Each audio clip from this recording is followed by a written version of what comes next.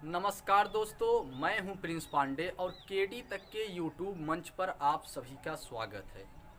दोस्तों, बहुत बड़ी खबर आ चुकी है सहारा इंडिया को लेकर। जैसा कि आप जानते हैं कि कई वर्षों से सहारा में लोगों का पैसा फंसा हुआ है, जो पैसा अभी तक लोगों के खाते में नहीं आया हुआ है। लेकिन दोस्तों, क्या सरकार लोगों का पैसा देगी? क्या सहारा पीड़ित जितने भी जमा करता है उन लोगों का पैसा उन्हें मिल पाएगा मई या जून के अंत तक? मई तो फिलहाल 10 दिन बाकी रह चुका है, और क्या इस मई के अंत तक पैसा मिलना चालू होगा या जून के स्टार्ट में पैसा मिलना चालू होगा? और किन किन लोगों को पैसा मिलेगा, किन्हें पैसा नहीं मिलेगा, सारी खबर इसी वीडियो में हम आपको बताने वाले हैं। लेकिन इससे पहले आपको बता दें कि अगर आप हमारे चैनल पर नए हैं तो चैनल को सब्सक्राइब कर वीडियो को लाइक और अपने दोस्तों में शेयर करना ना भूलिए, क्योंकि सरकार के द्वारा जनहित में जारी, माननीय सुप्रीम कोर्ट के द्वारा जनहित में जारी जितनी भी खबरें होती हैं, सारी खबरें हम वीडियो के माध्यम से आप लोगों के बीच पहुंचाने का प्रयास करते हैं। तो चलिए दोस्तों, बिना समय गंवाए शुरू करते हैं कि आखिरकार पैसा कब मिलेगा, किसको मिलेगा, कितना मिलेगा और कब तक मिलेगा।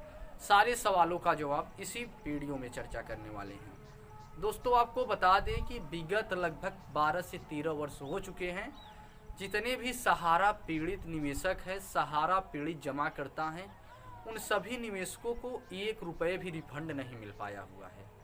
जितने भी रिफंड मिले हैं, सरकार के द्वारा बताया गया कि लगभग 22-23 लाख से अधिक लोगों को पैसा, जो छोटे निवेशक थे उन निवेशकों को हमने दे दिया है। यह सरकार बीजेपी के गृह मंत्री माननीय अमित शाह जी ने संसद भवन में कहा था कि हमने लगभग 20 से 22 लाख लोगों का पैसा, जो छोटे जमा करता है 50,000 निवेशक वाले, उन सभी निवेशकों को पैसा दे दिए हैं। लेकिन सवाल ये है कि क्या 12 और 13 करोड़ में से 20 लाख लोगों का पैसा दे दिए तो वह बात हुई कि गंगा में से 1 लोटा जल निकालना। जिस प्रकार गंगा में पूरी गंगा भरी रहती है, उसमें 1 लोटा जल निकाल लीजिए और गंगा में कोई फर्क नहीं पड़ेगा कि पानी कम हुआ या नहीं हुआ, पता ही नहीं चलेगा। हालांकि 1 लोटा जल है वो जो निकला है वो गंगा में से निकला ही है, पानी तो कम हुआ है लेकिन पता नहीं चलेगा। उसी प्रकार अगर 12-13 करोड़ निवेशक हैं जो सहारा निवेशक हैं, सहारा पीड़ित जमा करता है, उनमें से अगर हम मान ही ले कि गृह मंत्री अमित शाह जी के द्वारा अगर 20 से 22 लाख लोगों का पैसा मिल चुका है, तो वो वही बात हुआ कि आप गंगा में से जल निकाल रहे हैं।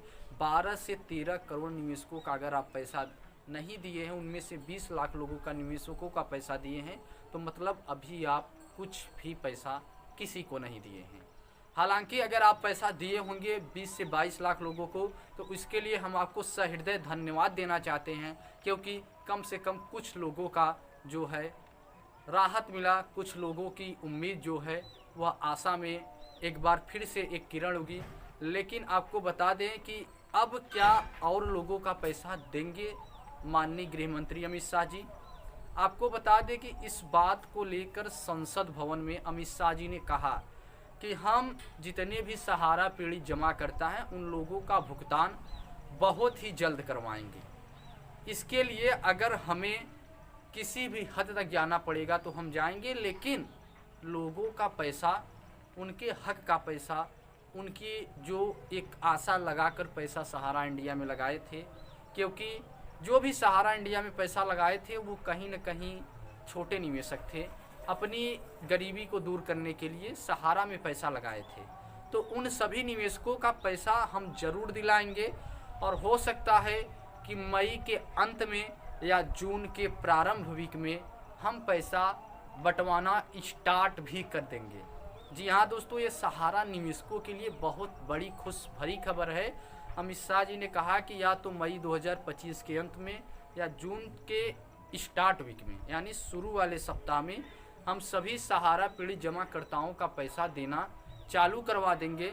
इसके लिए सहारा पीड़ित जितने भी जमा करता है, जो भी लोग सहारा में पैसा लगाए हैं, वो अपना बैंक खाता आधार कार्ड से लिंक करवा लें। ठीक है, अपना KYC भी जो कुछ होता है सब बैंक अपना एक्टिव करवा ले, अगर उनका बंद हो ई-केवाईसी करवा ले, ताकि उन लोगों को पैसा भेजने में कोई भी दिक्कत ना सहनी पड़े, और अपने सारे डॉक्यूमेंट वो तैयार कर ले। और उन्होंने ये भी कहा कि अगर निवेशक पोर्टल से पैसा लेंगे तो हम पोर्टल के माध्यम से उनके खाते में सीधा पैसा ट्रांसफ़र कर देंगे। तो आप ये कमेंट बॉक्स में बताइएगा कि आप पैसा किस माध्यम से लेना चाहते हैं, पोर्टल के माध्यम से या काउंटर के माध्यम से। ये ज़रूर कमेंट बॉक्स में बताइए, क्योंकि आपका कमेंट जो होगा वो शेयर होगा केंद्र सरकार के पास। और माननीय गृह मंत्री जिस भी मत में ज़्यादा मत आएगा, जिस भी विचार में, अगर पोर्टल के माध्यम से लोगों का ज़्यादा मत आएगा तो पोर्टल के माध्यम से पैसा दिया जाएगा।